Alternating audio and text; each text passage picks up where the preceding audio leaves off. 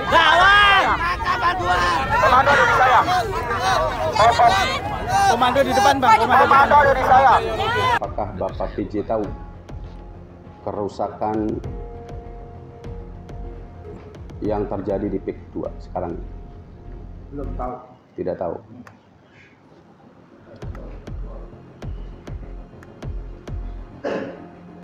Inilah kualitas gubernur kita.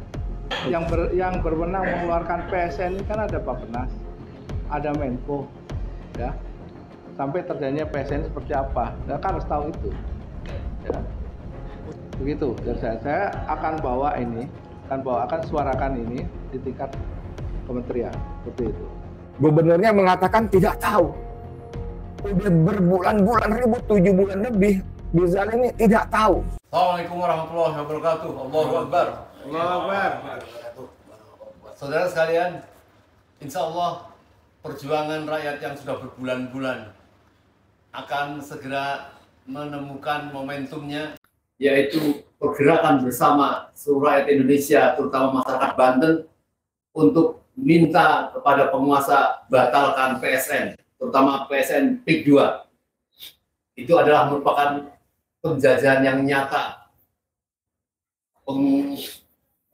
pengeraupan tanah rakyat, segala macam dilakukan, dan momentumnya insya Allah akan berujung kepada desakan kepada pemerintah untuk mengakhiri pembangunan PSN 2, terutama berkaitan dengan PIK 2. Besok tanggal 13, Kamis 13 Februari, setelah berkali-kali masyarakat melakukan turun ke jalan untuk mendesak itu, dan besok hari Kamis itu adalah merupakan momentum yang sangat lebih luas dan besar. Insya Allah akan dipimpin oleh Jawara atau pendekar Macan Kulon. Dan kita semua tentu akan membersamai bagi rakyat yang ingin turut andil jihad, melakukan suatu pengusiran penjajahan, terutama dilakukan oleh para oligarki, akan mengepung dan menagih janji kepada DPR yang selama ini nampak adem-adem dibanding rakyat yang sedang memperjuangkan. Insya Allah kita akan turun ke sana bersama tokoh kita yang hadir pada hari ini untuk mengajak saudara-saudara sekalian turun pada aksi besok. Ada Bapak Sunarko, ada Bapak Marwan Batubara, dan ada Bapak Edi Mulyadi. Kami persilakan kepada Bapak Sunarko untuk menyerukan, mengajak kepada rakyat untuk melakukan momentum mendesak pemerintah menutup atau menghentikan PSN. Terima kasih Om Lin. Assalamualaikum warahmatullahi wabarakatuh. Waalaikumsalam warahmatullahi wabarakatuh. Salam sejahtera bagi kita semua. Amin. Bapak-bapak, ibu-ibu, saudara sekalian sebangsa setanah air yang saya cintai, saya muliakan, dan saya banggakan. Besok masyarakat Banten, gabungan dari para jawara, ulama, santri, dan rakyat akan berkumpul di KP3B, kantor pusat pemerintahan Provinsi Banten, khususnya di kantor DPR di Banten. Mungkin ini yang kesekian kali, kalau tidak salah yang kedua kali, untuk meminta kepada DPR di Banten agar segera bersuara membatalkan proyek abal-abal PIK 2 yang katanya proyek strategis nasional. Kalau saya bilang ini adalah proyek biadab. Dan kita tahu saat ini pemerintah yang dalam hal ini diwakili oleh pemerintah atau eksekutif dan legislatif oleh DPR, suaranya tidak ada atau sayup-sayup. Padahal rakyat sudah menunggu sekian lama. Dan penderitaan rakyat sudah sekian lama berjalan. Karena itu kepada Bapak, Ibu, Saudara sekalian, khususnya masyarakat Banten, besok kita beramai-ramai menyampaikan unjuk rasa dalam rangka menyampaikan aspirasi kepada anggota parlemen anggota DPR Provinsi Banten agar segera bersuara untuk membatalkan proyek ini. Dan pada kesempatan ini perlu saya sampaikan kepada Bapak, Ibu, saudara-saudara sekalian, proyek yang katanya proyek strategis nasional ini sebenarnya ada suatu kejahatan kemanusiaan. Tapi saya nggak pernah dengar nih yang namanya lembaga-lembaga pemerhati pelanggaran HAM bersuara.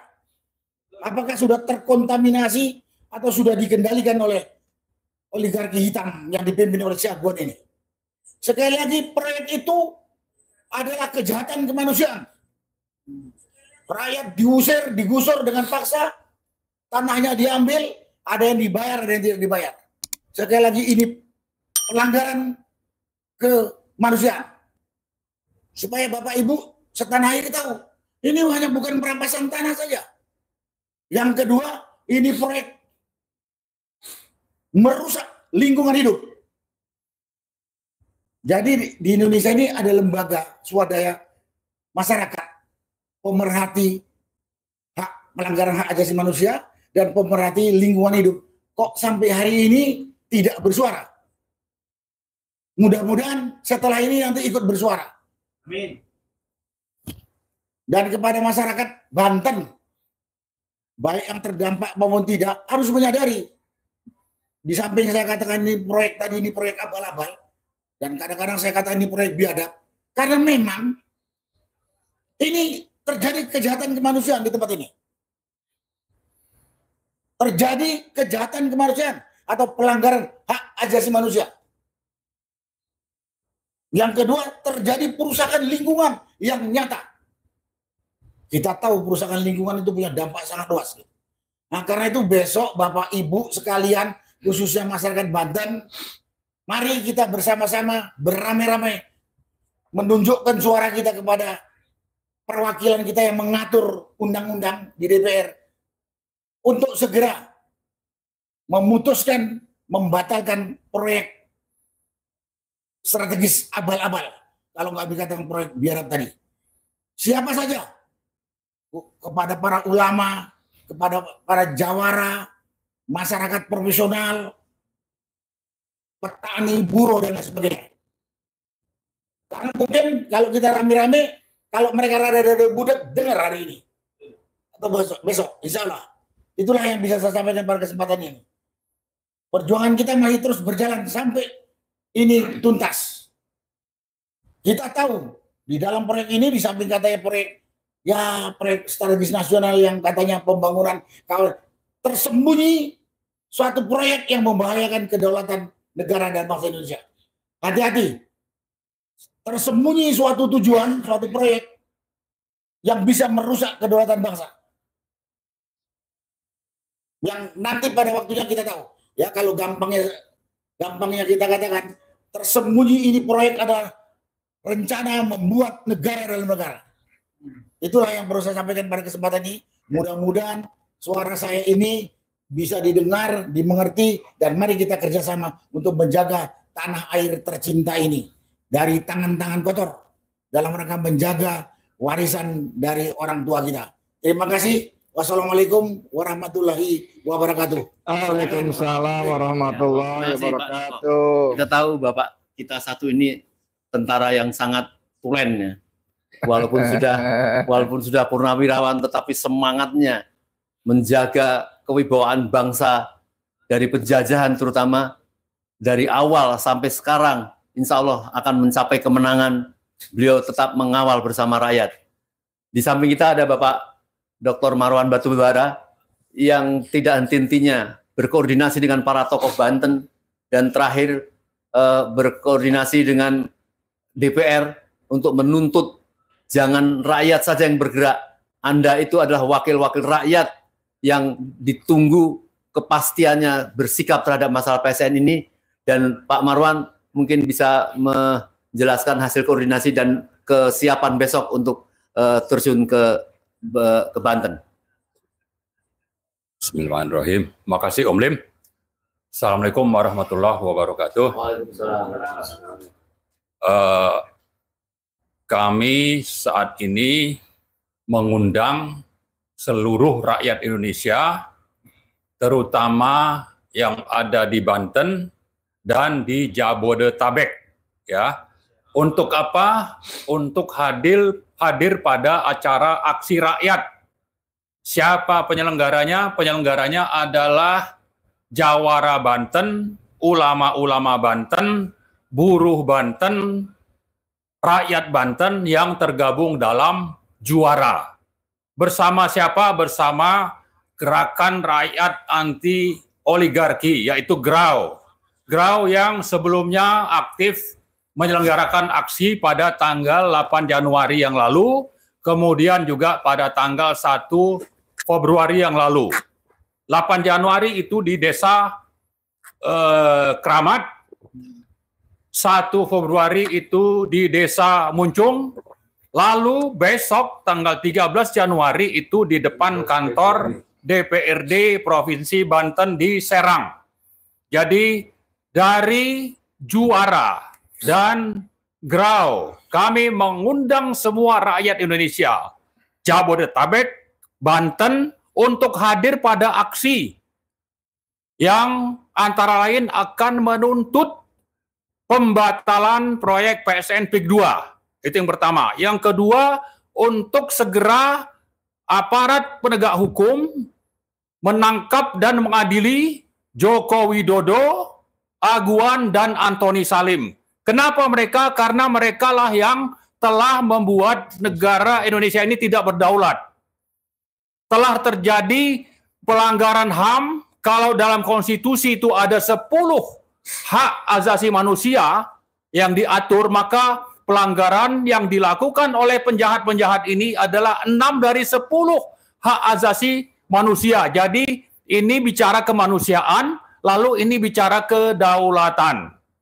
Itu yang pertama. Yang kedua, bahwa faktanya pemerintahan Prabowo saat ini coba menggiring opini dan pemikiran publik bahwa pemerintah sedang mengusut kasus PSN dengan mencabuti pagar laut. Padahal faktanya ini adalah untuk menggiring kita semua agar Jokowi, Aguan, Antoni Salim itu lolos. Karena yang dicabut hanya pagar, sementara kejahatan yang lebih besar, yang tinggi kadar kejahatannya itu ada di darat.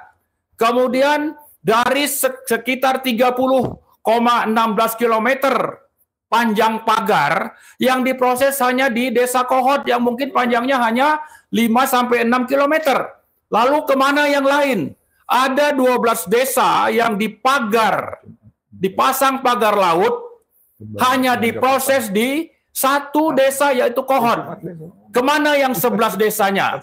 Artinya ini adalah penggiringan agar publik itu menganggap bahwa ini cuma masalah pagar laut, kemudian yang di darat itu dilupakan, dan memang ini adalah rekayasa yang dilakukan oleh pemerintahan Prabowo untuk melindungi Aguan terutama, Antoni Salim.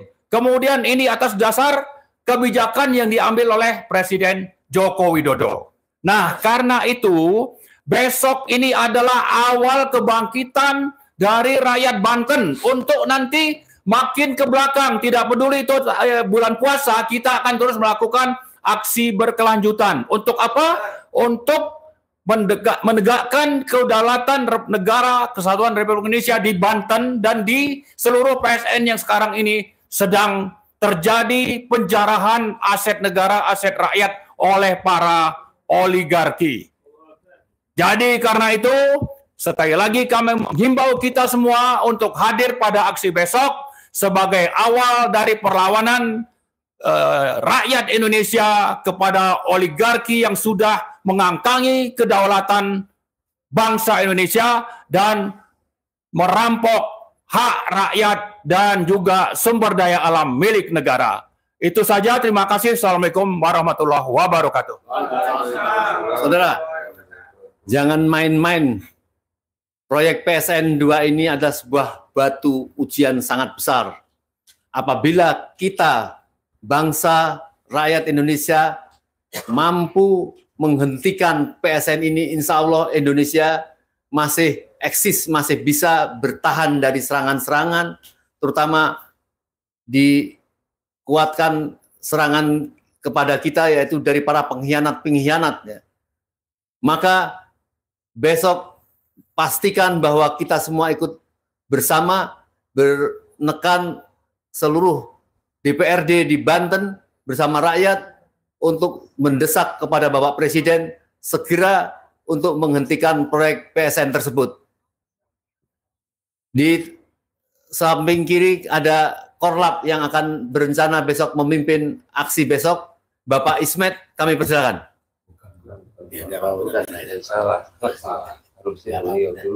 Iya.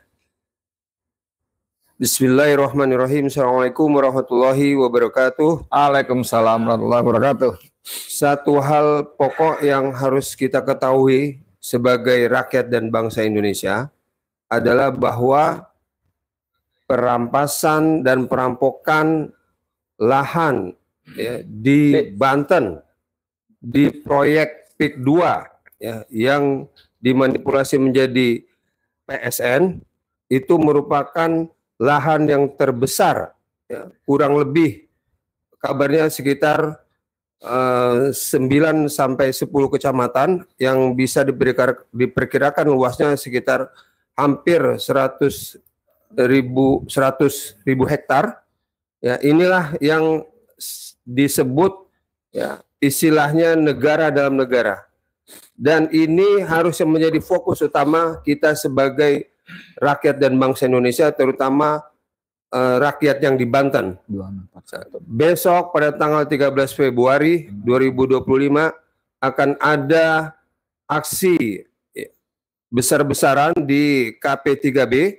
Maka kami di sini sangat menghimbau, ya, mengajak rakyat di Jabodetabek dan Banten terutama untuk hadir sebanyak-banyaknya agar ini merupakan satu ungkapan, ya, unjuk rasa penolakan rakyat terhadap PIK 2. Dan ini merupakan sekali lagi sebuah penindasan dan penjajahan. Jadi sesungguhnya proyek PIK 2 ini menjadikan Indonesia darurat penindasan dan penjajahan, dan ini tidak bisa dianggap biasa ya. Karena itu para tokoh, kiai, ulama, aktivis dan rakyat Banten terutama di Jabodetabek ya, Banjabar ya harus menyadari ini semua. Jadi rakyat-rakyat yang ada di Jabodetabek dan Banten, kami berharap bisa datang ya, sesungguhnya untuk meramaikan dan membesarkan aksi ini demi pembelaan kita kepada kedaulatan negara Republik Indonesia. Demikian, billahi taufiq wal hidayah. Assalamualaikum warahmatullahi wabarakatuh. Waalaikumsalam warahmatullahi wabarakatuh. Saudara, sedikit saya ralat bahwa aksi besok langsung akan dipimpin oleh para jawara-jawara dan pendekar-pendekar Banten yang menamakan diri adalah juara atau Macan Kulon. Juara itu singkatan kalau nggak salah ya. Apa ya. singkatannya? Jawara, ulama, dan rakyat. Ya. Ujung Kulon. Ya. Insya Allah besok Macan Kulon. Insya Allah besok akan lebih ya, momentumnya lebih menggelegar dibanding pada 2 minggu yang lalu yang sudah membuat heboh. Dan di samping kita ada seorang tokoh yang luar biasa, kecuali YouTuber top, yaitu Bapak Edi Mulyadi. Kami persilakan untuk mengelaborasi apa yang akan dilakukan besok. Biasa di luar. Bismillahirrahmanirrahim. Assalamualaikum warahmatullahi wabarakatuh. Alhamdulillah. Salawat dan salam semoga Allah limpahkan kepada Nabi Muhammad SAW serta para keluarga, sahabat dan pengikutnya yang setia dengan risalah yang dibawakannya. Teman-teman senior yang saya hormati, wabil khusus Pak Haji Mursalin, Omrim, bukan luar biasa di biasa di luar. Kalau mau tanpa menafikan peran yang lain-lain, manusia paling luar biasa di pojok sono namanya Marwan yang punya batu bara. Nggak ada off-nya, on terus. Masalah ada petisi serata, apalagi Bang, Gerawa, pokoknya macam lah pokoknya. Luar biasa dan selalu menjadi, kalau nggak kita bilang koordinator, ya inisiator lah paling nggak luar biasa. Semoga semua jadi amal soleh Bang ya, buat kita semua Bang ya. Amin. Teman-teman sekalian, ini memang PIK 2 ini kita membaca ada upaya sistematis untuk menyelamatkan pihak-pihak tertentu. Ya, indikator yang paling gampang adalah dengan bertele-telenya pengusutan, penuntasannya ya. Memeriksa seorang Arsin, Kades Desa Kohot saja bulatnya luar biasa. Kabarnya hilang lah, sampai kemarin 19 kepala desa di Kecamatan Kohot dikumpulin semua. Kata judul berita di Tempo, masalah di tengah-tengah hilangnya Arsin, lurah Desa Kohot. Wah. Jadi ini manusia luar biasa sekali. Dan belum lagi dari level atasnya, bahkan sampai tingkat kementerian pun banyak main drama. Kita sempat terkagum-kagum ketika Menteri Nusron Wahid menyatakan satu, bahwa pengembangan PIK 2 menyalahi RT/RW. Wah, ada angin surga dong, ya kan? Menyalahi RT/RW. Kalau kita bangun beresin garasi mobil aja, ketahuan nama apa sih istilahnya P2B ya, DKI itu ya, pengawas pembangunan itu kan langsung diberhenti itu, langsung dipasang segel, bangunannya disegel, nah, kan gitu kan, itu beresin garasi aja. Ini ada jauh lebih parah dari itu, susah betul untuk menyegel, mencabut, wah panjang lebar itu urusan polemik dan sebagainya. Kemudian yang bikin kita kagum lagi sama Nusron ketika dia membatalkan 50 sertifikat dari 360, yang 310 lagi diapain gitu kan. Dan kagum lagi ketika Nusron memberikan sanksi kepada 6 pegawai BPN ATR Kabupaten Tangerang. 2 diantaranya bahkan dicopot dari jabatannya. Begitu netizen mengulik lagi, yang dicopot udah pensiun, mau dicopot apa lagi. Jadi ini banyak drama saudara sekalian yang seperti teman kita bilang Ahmad Rosinuddin, ini ada OPA. OPA ya, Operasi Penyelamatan Aguan. Iya, iya kan? Ini kalau nggak salah jadi thumbnailnya Ning Bartuk nih, OPA nih kalau nggak salah nih. Operasi Penyelamatan Aguan, apa Political Islam official. Jadi akhirnya bahwa semua yang kita lakukan termasuk insya Allah besok itu dengan motornya Macan Kulon Jawara di sana dan teman-teman dari Grau yang dikoordinasi oleh Bang Marwan Batubara, itu adalah ikhtiar kita untuk menunjukkan kecintaan kita kepada Indonesia, ya kan? Bahwa ini ada negara-negara yang, nah yang ini menarik ini, yang oleh Presiden Prabowo Subianto sudah dilarang. Tidak boleh ada negara dalam negara. Jangankan negara dalam negara, tidak boleh ada lagi perumahan yang eksklusif. Cuman kawan kita satu ini, kalau kata Medan ya, kawan kita satu ini banyak omon-omon aja, ya kan?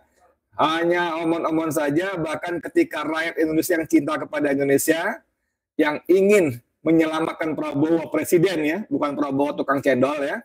Kan dia bilang gitu kemarin kan di acara Muslimat NU. Ada orang-orang yang ingin memisahkan saya dengan Pak Jokowi. Ya, kalau buat bahan ketahuan nggak apa-apa, tapi jangan, itu nggak boleh. Ini dilakukan oleh orang-orang yang tidak suka Indonesia. Nah, itu saya mengarah tuh. Yang kita mau selamatkan itu, pisahkan tuh Prabowo Presiden Republik Indonesia. Bukan Prabowo tukang cilok, ya kan? Bukan Prabowo tukang goreng tahu dan dadakan itu loh. Kalau itu nggak ada urusan. Karena begitu Prabowo terus mengaku sebagai muridnya Jokowi, murid politiknya Jokowi, Jokowi mentornya segala macam, ini kan masalah. Karena dia kan presiden, setiap keputusannya, setiap ucapannya bahkan itu berpengaruh kepada 284 juta rakyat Indonesia. Makanya kita mau pisahkan. Karena Jokowi yang dipuja-puja itu, yang disebut mentornya itu adalah penjahat besar. Sumber dari segala sumber masalah di Indonesia. Nah, kalau kita turun acara besok, ini kan tadi disebut di apa namanya, Bang? KP3B. Kantor Pusat Pemerintahan. Ya itulah ya. Ada kantor gubernurnya, ada kantor DPRD provinsinya ya. Ini menjadi strategi saya kira karena di situ kita khususnya rakyat Banten itu mau mengingatkan kalian tuh punya tanggung jawab konstitusi untuk melindungi kita, warga Banten khususnya dan Indonesia pada umumnya. Ya, punya tanggung jawab konstitusi, DPRD-nya harus bertanggung jawab. Apalagi PJ gubernurnya pada aksi yang sebelumnya ya, yang EPI dan kawan-kawan sampai diterima itu kan ada video pendek itu ya. Gubernurnya mengatakan tidak tahu. Udah berbulan-bulan ribut, 7 bulan lebih, bisa ini tidak tahu. Sehingga sampai panglimanya ya, Panglima Laskar Bantennya kan itu keras sekali tuh videonya ya. Ini nih kita punya PJ gubernur yang nggak tahu diri, nggak tahu begini-begini. Wah, saya suka banget nih. Dan ternyata dia main drama, Om Lim. Dia mengaku tidak tahu. Beberapa hari belakang itu diketahui dia menandatangani permohonan alih fungsi. Diajukan kepada negara, kepada menteri yang dalam podcastnya siapa namanya Ma'mun Muzaki dikatakan tokoh Banten itu dikatakan bahwa itu pribadi karena tidak melibatkan DPRD, bahkan dinas-dinas di bawahnya ada sekian ratus atau sekian ribu hektar. Ini kan gila, ini negara kita ini dipimpin oleh orang-orang yang bermuka dua, pura-pura nggak tahu apa-apa, tapi ternyata diam-diam dia membuat surat. Bahkan sebagai seorang PJ itu kan nggak boleh, itu kan sangat strategis. Kalau ngomong soal RT RW segala macam itu kan strategis. Kalau kata Nelayan Khalid, RT RW itu harus visioner. Khalid ini keren memang ya. Berbicara soal 50-100 tahun ke depan akan begini, nggak boleh hanya kepentingan sesaat, apalagi untuk kepentingan oligarki dan korporasi tertentu. Nah, jadi saya kira dengan koordinasi Bang Marwan dan teman-teman Juara Macan Kulon besok, insya Allah ya, Allah akan gerakkan kita semua, rakyat Banten khususnya, untuk sama-sama menyatakan suara perlawanan dan menuntut agar Gubernur dan DPRD Banten bersikap memihak kepada rakyat Indonesia. Amin ya, semoga Allah tolong kita. Pertama-tama semoga Allah mengampuni dosa-dosa kita, karena kita bagaimanapun berdosa. Orang-orang jahat menjadi pemimpin itu kan karena kita juga. Dan Allah menolong kita menyelamatkan Indonesia. Amin ya rabbal alamin. Assalamualaikum warahmatullahi wabarakatuh. Waalaikumsalam. Luar biasa ya. Jadi tepat sekali ya apa yang disampaikan oleh Dr. Mulyadi ya, dari UI. Mengapa kita diberi Allah pemimpin penduduk dari neraka, ya. Utusan neraka untuk Indonesia. Ya, kalau kita lihat peringatan Allah, kalau rakyat beriman dan bertakwa kepada Allah, maka akan diturunkan keberkahan dari langit dan dari bumi. Setuju.